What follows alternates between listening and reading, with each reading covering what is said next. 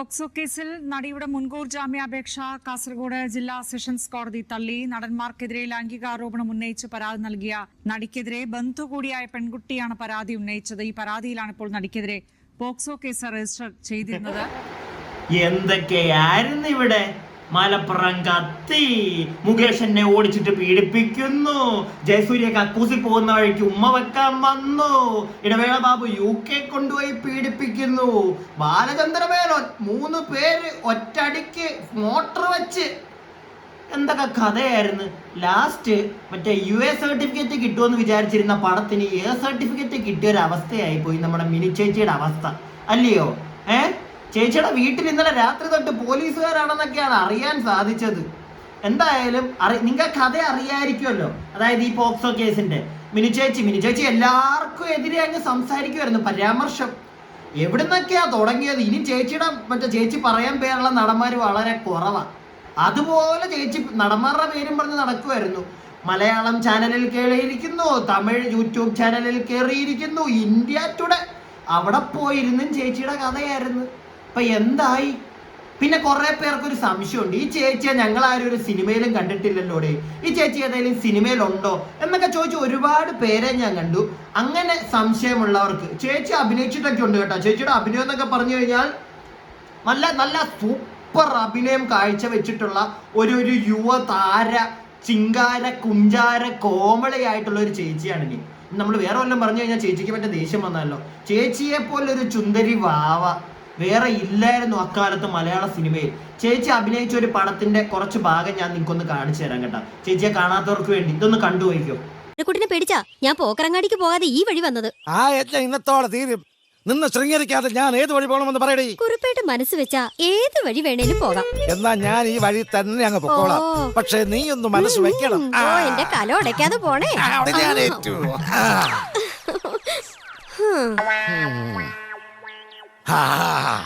Bus പോയെങ്കിലെന്താ? കുളിര് കോരിയിടുന്നു. ഇളിക്കാതെ എനിക്ക് ചായ തരുന്നുണ്ടോ അതോ ഞാൻ പോണോ? നീ ഒന്ന് ഇരിക്ക സുന്ദര, നിനക്ക് ഞാൻ ചായ തരാം. ഓമനക്കുട്ടൻ സാർ എന്നും രാവിലെ എവിടുന്നാണ് ചായ കുടിക്കുന്നത്? ഓമനൻകുട്ടൻ സാർ എവിടുന്നാ ചായ കുടിക്കുന്ന ചേച്ചിക്ക് അറിയണ്ട. ആ വന്നത് ചേച്ചിയാ കേട്ടാ. അപ്പം എന്റെ പാവം ജനാർദ്ദനൻ സാറൊക്കെ ഒന്ന് കുളിര് കോരി എന്ന് പറഞ്ഞാൽ ഇനി അങ്ങേറെ നെഞ്ചത്ത് വരുവോ പീഡന കേസെന്നൊന്നും നമുക്ക് അറിയാൻ പാടില്ല. ചിലപ്പോ ഇനിയും പേരുകൾ വരാൻ കാണും. ആദ്യമേ എങ്ങനെയത് തുടങ്ങിയാൽ നിങ്ങൾക്ക് ഓർമ്മയുണ്ടല്ലോ അല്ലേ? അതും കൂടെ ഞാനൊന്ന് കാണിച്ചു തരാം, ഒന്ന് കണ്ടു. Unexpectedly hugged me from the behind.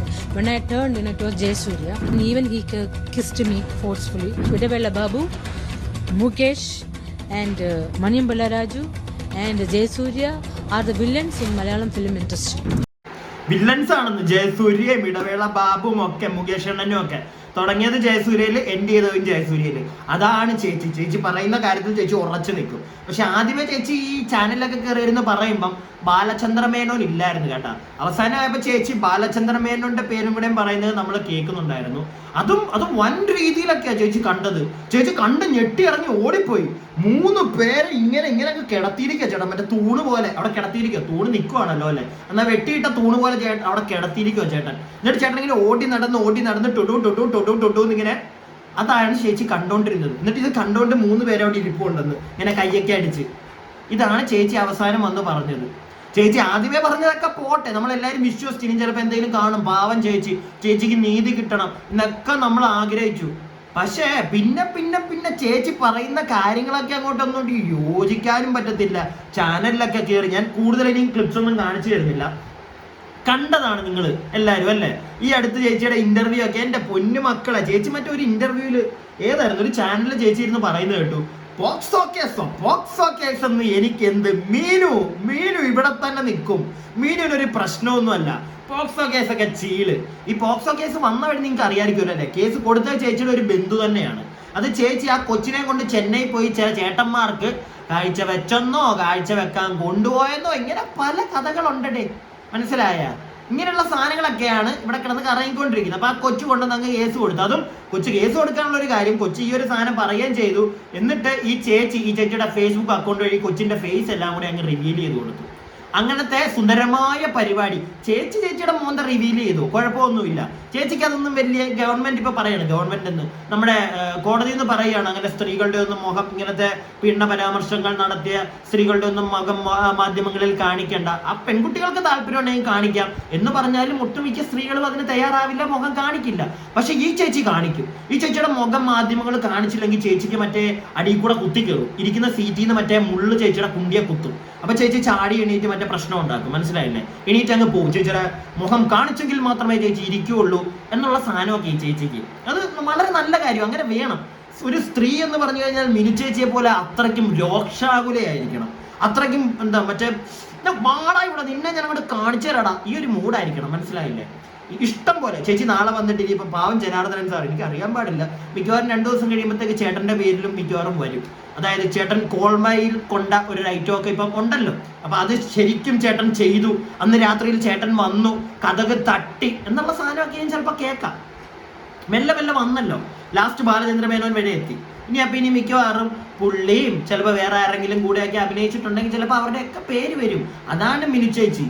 പിന്നെ മിനു ചേച്ചിക്ക് പൈസയ്ക്കൊന്നും വേണ്ടിയല്ല കേട്ടോ, നിങ്ങൾ എല്ലാവരും ഇത് മനസ്സിലാക്കണം. ചേച്ചി ഓസ്ട്രേലിയയിലായിരുന്നു, ചേച്ചിക്ക് ഓസ്ട്രേലിയ വൻ ടീമുകളായിരുന്നു ചേച്ചി അവിടെ. ചേച്ചി നാട്ടിൽ സ്വന്തമായിട്ട് വന്ന് ചെന്നൈയിലും കൊച്ചിയിലും ഒക്കെ ചേച്ചി വീടുകളൊക്കെ മേടിച്ചിട്ട് അങ്ങനെ വലിയ ടീമാണ് ചേച്ചി.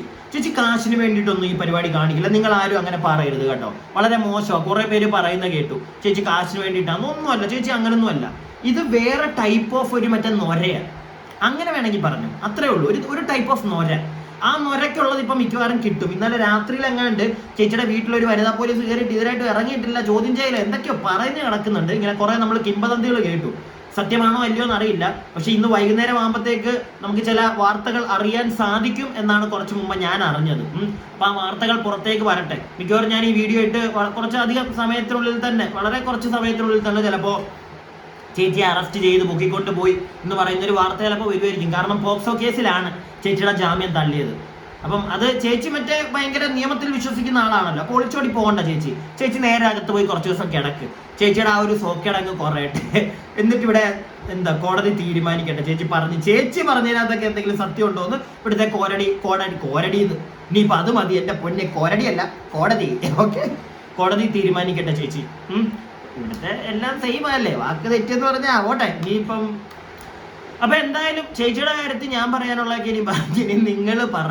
നിങ്ങൾക്ക് ചേച്ചിയുടെ കാര്യത്തിൽ ഏതെങ്കിലും ഒരു രീതിയിലെങ്കിലും കുറെ പേരെ ഞാൻ കണ്ടു കേട്ടോ ചേച്ചിയുടെ സപ്പോർട്ടും കൊണ്ട് ഇറങ്ങുന്നത്. അങ്ങനെ ചേച്ചിയുടെ സപ്പോർട്ടും കൊണ്ട് വരുന്നവരൊക്കെ ഒന്ന് പറ മക്കളെ, എന്ത് കണ്ടിട്ടാണ് നിങ്ങൾ ചേച്ചിയെ സപ്പോർട്ട് ചെയ്യുന്നതെന്ന്. പിന്നെ ഈ വീഡിയോ കാണുന്ന എല്ലാവരും നിങ്ങളുടെ അഭിപ്രായങ്ങൾ പറയുക. നിങ്ങൾക്ക് ഇനിയും കാണുമല്ലോ ഒരു അഭിപ്രായം. ചേച്ചി ഇന്ന് വൈകിട്ട് മിക്കവാറും ചേച്ചിയെ തൂക്കുമെന്നാണ് അറിഞ്ഞത്. അപ്പൊ എന്തായാലും നിങ്ങളുടെ അഭിപ്രായങ്ങൾ നിങ്ങൾ പറയുക. ഞാൻ പറഞ്ഞതിനോട് യോജിക്കുന്നുണ്ടെങ്കിൽ ചേച്ചിയുടെ ഈ സോക്കേടൊക്കെ എനിക്ക് ഇങ്ങനെയൊക്കെയാണ് തോന്നുന്നത്.